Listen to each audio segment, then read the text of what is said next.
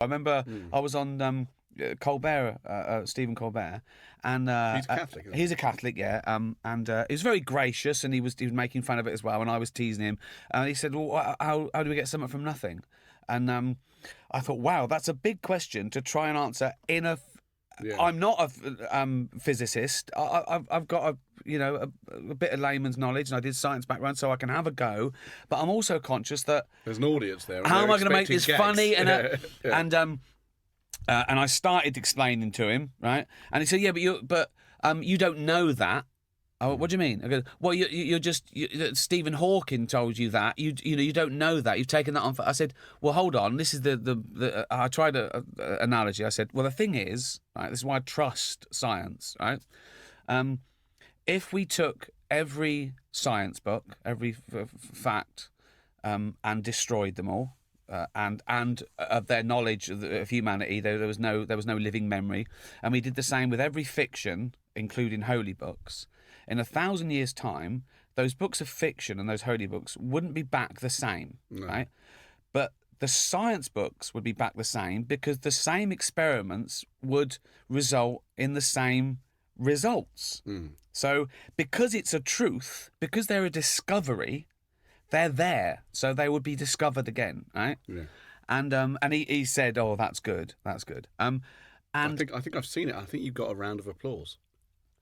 Which seems odd, like there was a win. It wasn't even a gag. There can't be a win. No, it wasn't like a big gag. It was like a sort of philosophical point for which you got a round of applause. But I was frustrated because I couldn't straight away answer the question, how do you get something from nothing? But that's what science does. Science just says, this is what we know so far. And I hate that criticism that, again, getting back to Twitter, but they say things like, well, science has been wrong before. Well, no, it hasn't, because it's a discipline, right? What you mean is a bloke who said he was a scientist 400 years ago said the earth was flat, But that wasn't science.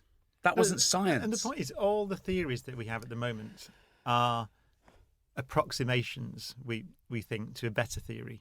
So Einstein's general theory of relativity, we know that in order to even begin to be able to answer the question, how did the universe begin, we know that we need a quantum theory of gravity. Exactly. And we don't have one.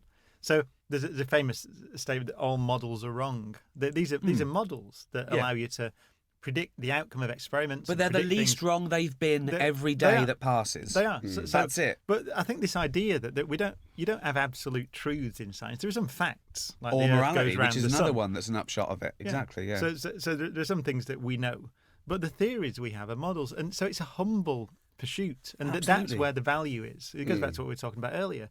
But it's not a search for absolutes. It's not a search for anything really.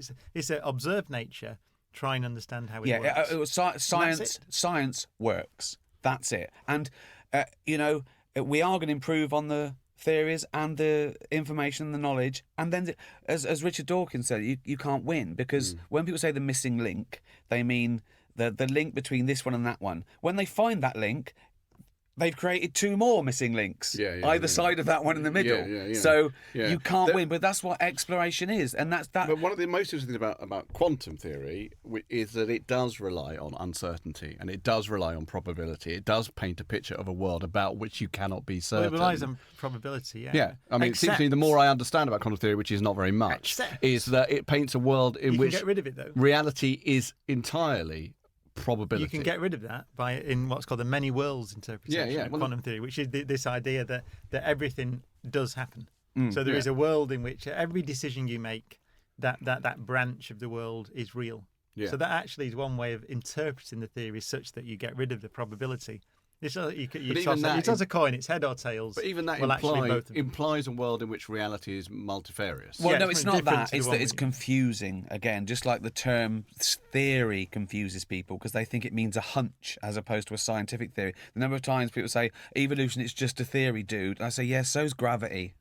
How's the floating going? And so to say, when you use models and metaphor, eventually you want to come back to the actual truth. Yeah. You want to come back to an observable truth. You want to say, look, here's a proton. But in terms of Darwin was wrong about a few things. More than a few, actually. Sure. But the actual basis of his theory was a huge advance. Proved right in terms of fossils, in terms of factual, the alignment of, say, how a whale, I didn't even know this, but I went to see a blue whale recently when I was in Canada. They've got the whole skeleton of a blue whale. So I didn't know, because I'm ignorant about many things, that whales used to walk on the earth.